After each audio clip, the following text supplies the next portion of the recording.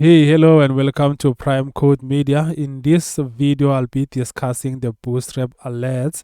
Alerts provide feedback messages for user actions. You must have noticed how, for example, when you are making an online booking, whether it's for a flight, accommodation, and so on, after you have successfully completed the booking, you get a message that reads, for example, "Well done, your booking has been confirmed."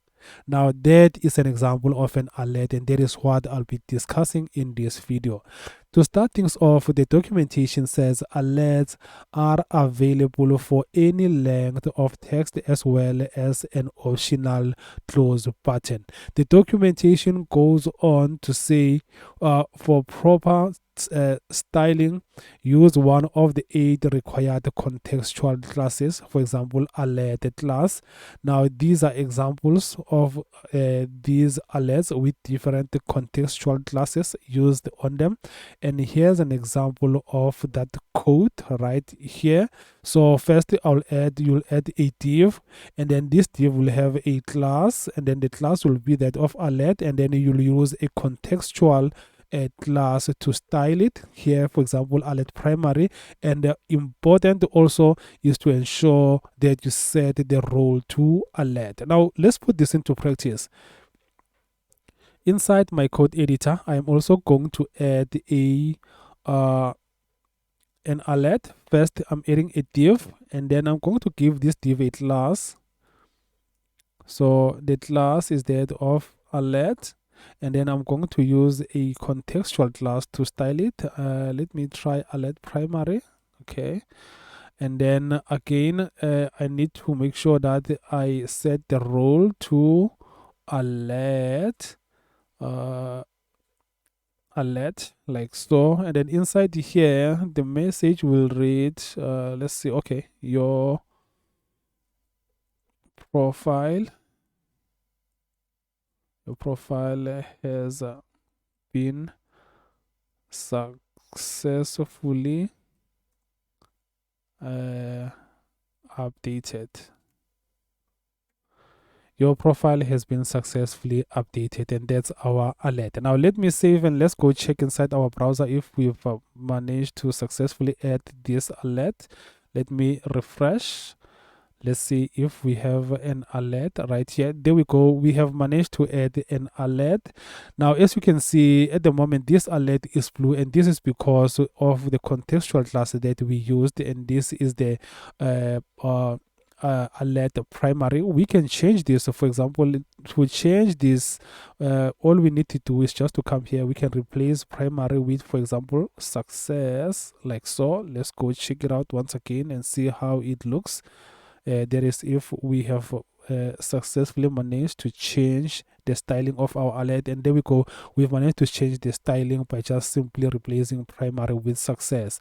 Now it's very important that if you are using color to convey a message or to add meaning, that the meaning or information is explicit in the text content. This because, as the documentation puts it, the meaning of color will not be conveyed to users of assistive technologies such as screen readers. So to ensure, it's important that you ensure that the information denoted by the color is either obvious from the content itself, for example, through the use of visible text, or it is included through alternative means such as additional text hidden with the visually hidden class. And the documentation also provides a live example here. So for example, we can click on the button, on this button, to show an alert, and then use a button to dismiss or destroy it.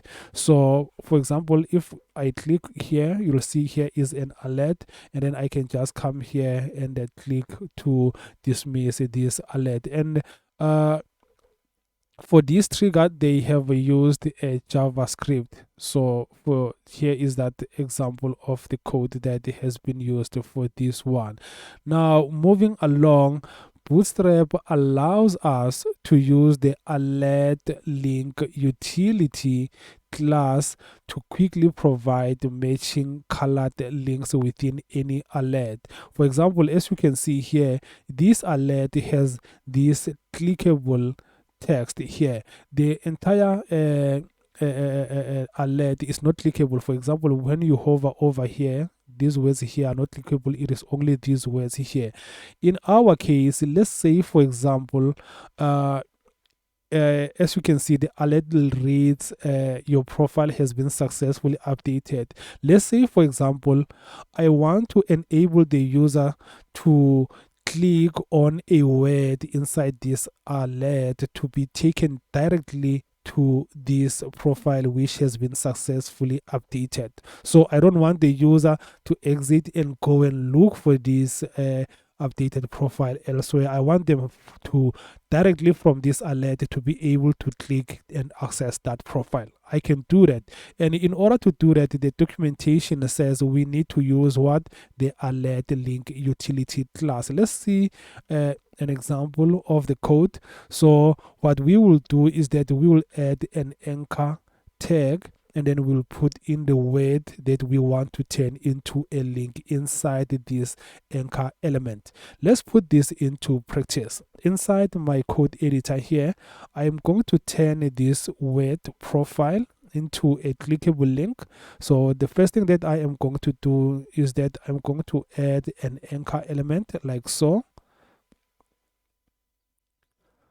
And then I'm going to add a class. Remember, the class is alert link. Okay, and then I am going to copy the word profile. I'm actually going to cut the word profile, and then I am going to paste it inside my anchor tag here. And then let's save and go back to our browser and see if we have successfully managed to turn this into a clickable link. Now, as you can see, the word profile is now clickable, meaning that the user can be able, after reading this alert, they can be able to click on the word profile, and this will take them directly to their profile which has been successfully updated. Alert can also contain additional HTML text or content, as the documentation says here. Those will be, for example, headings, paragraphs, and dividers. And in order to do that, you will have to just add, for example, here's an example of the code. Here, the alert has a heading, and then the class that has been used here is alert heading. So let's just go back to our code editor and add a heading to our alert. So we will just add, for example, let me add a level 5 heading, and this level 5 heading is going to have a class, and the class will be of alert heading. Let me write here, I'll just write congratulations like so. Now let's save and go back and see if we've managed to add successfully add a heading to our alert. Let's see. Now there we go. The word congratulations is added there. So we have managed, as the documentation says, to add an HTML element. In this instance, we've added a heading to our alert. What Bootstrap also allows us to do is to add icons to alerts, and we have two options that we can use in order to achieve this, and that is Flexbox Utilities and Bootstrap. So down here, here's an example of a button which has been added to this alert, as you can see it right here, and this is the code that has been added. So this is the icon. So I'm just going to copy this icon here and paste it inside my alert right here. Let me do this. Okay, I'm going to add this icon. I want to have this icon just before the message. Now let's save and see if we've successfully managed to add this icon to our alert, like so. Let's see.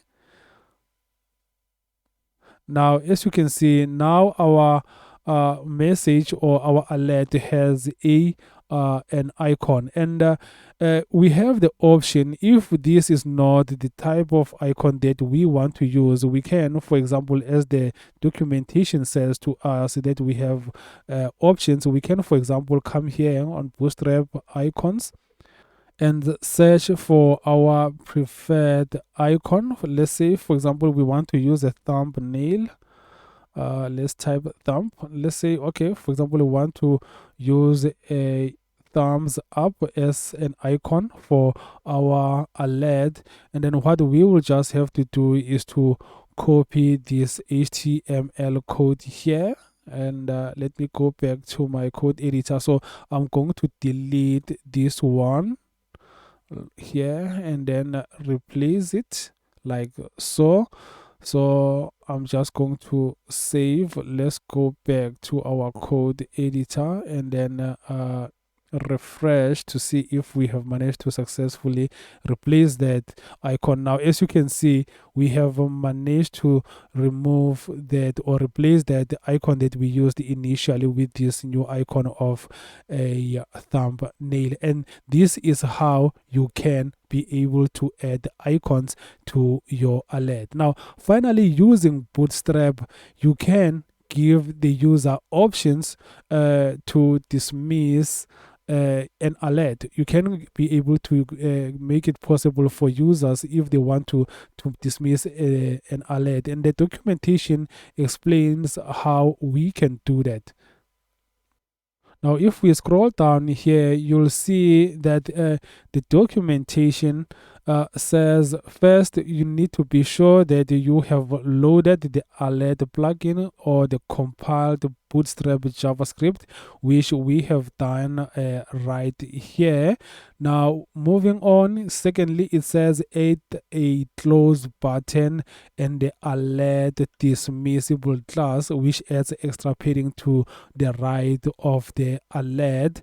And then thirdly, it says on the close button, add the data BS dismissible and set it to alert attribute, which triggers the JavaScript functionality, and be sure to use the button element with it to for proper behavior across all devices. Finally, it says to animate the alert when dismissing them, be sure to add the fade and show classes.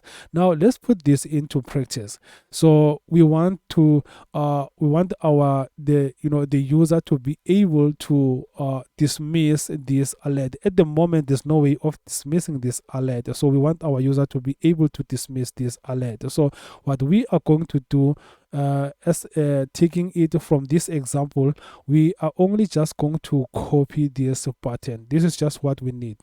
We are going to copy this button, and then I am going to paste this button right here at the bottom.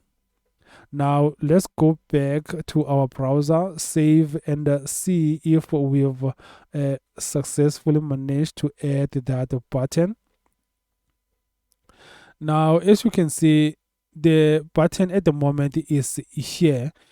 Unlike on this one, as you can see here, it is right here at the end of this alert box. So why is that? And this is because of this class that we have not added, alert dismissible, and we also have not added these two classes, fade and show. So let's add these classes and see if that will make any change to our button. So the class that we are adding is let's just check it one last time.